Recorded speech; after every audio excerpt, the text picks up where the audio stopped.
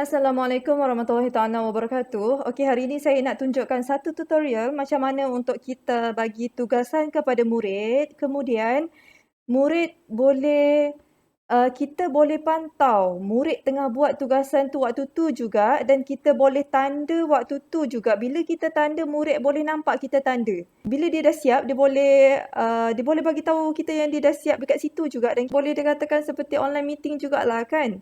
Kita boleh nampak dia buat dan dia boleh nampak kita tanda. Dia boleh nampak kita buat pembetulan, dia boleh nampak kita bagi markah dan okey, nampak macam menarik ya. Okey. Cara dia kita pergi ke kelas Kik. Okey, kemudian dengan cara ni kita tak perlu lagi lah. Bila kita dah tanda kita nak send ke dia balik tak perlu. Kita just buka ke kelas Kik ni. Okey. Kemudian kita sign up. Okey, kita sign up as teacher. Kita boleh pilih nak sign up with Google ataupun email. Jadi saya pilih Google. Okey. Bahagian organisasi tu tulis nama sekolah ya cikgu. Okey, bila dah macam ni, ini adalah assignment saya yang sebelum ni. Okey, jadi sekarang saya nak buat assignment baru.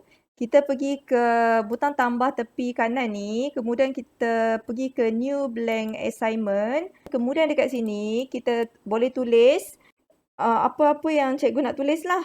Macam saya contohnya tugasan bahasa Arab minggu 5. Tugasan bahasa Arab 2IK minggu 5. Okey, description ni terpulanglah sila sesuaikan. Saya buat sila sesuaikan subjek. Okey. Okey, subjek ni kita boleh pilih subjek apa. Ni saya buat contoh writing. Grade ni 2. Okey.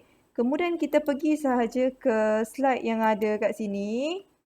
Okey, contohnya ni slide 4 lah. Slide 4. Okey, kemudian ni background. Okey. Kita boleh pilih background dekat sini. Sama ada kita nak background warna-warna ni ataupun kita boleh juga ambil background petak-petak macam ni, garis satu macam ni. Okey, dekat sini cikgu boleh pilih lah. Sama ada nak guna pensel menulis. Okey, kalau tulisan cantik silakan. Ataupun cikgu, ni mungkin untuk warna Ini untuk warna. Okey, kemudian ini untuk kita type. Okey, type. Apa-apalah cikgu nak buat Okey, jadi sekarang ni saya nak guna background lain background ni.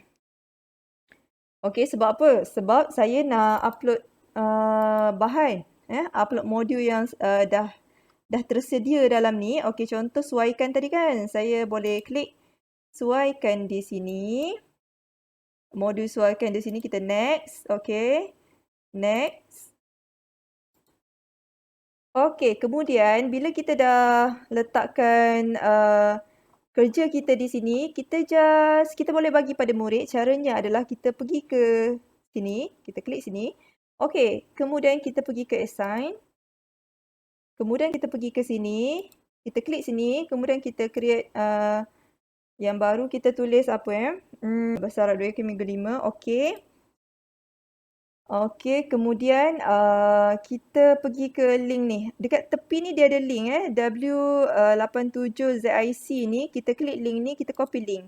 Okey, kemudian bila kita copy link, kita terus je boleh bagi pada murid. Tak ada masalah Sekarang ni bila murid cikgu dah dapat, dia boleh buka link tu. Bila dia buka link tersebut, dia boleh tulis terus nama dia. Contoh Haikal 2IK. Kemudian dia continue. Kemudian okey, dia terus buka kepada modul tu tadi. Okey, kemudian apa yang dia perlu buat dekat modul ni, dia boleh pergi ke sini. Okey, dia boleh pergi ke sini, dia boleh sesuaikan contoh disesuaikan. Okey, cikgu boleh nampak terus apa yang anak murid cikgu buat. Cikgu boleh nampak terus.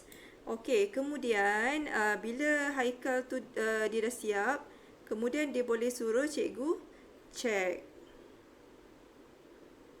Dan cikgu just boleh tanda.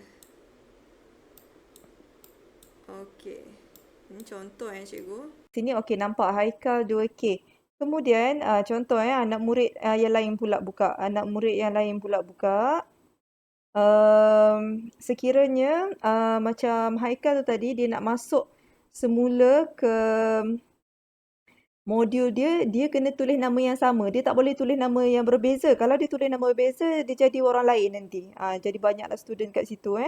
Suruh dia tulis nama yang sama sahaja. Kemudian yang ni Fatimah 2IS. Okey.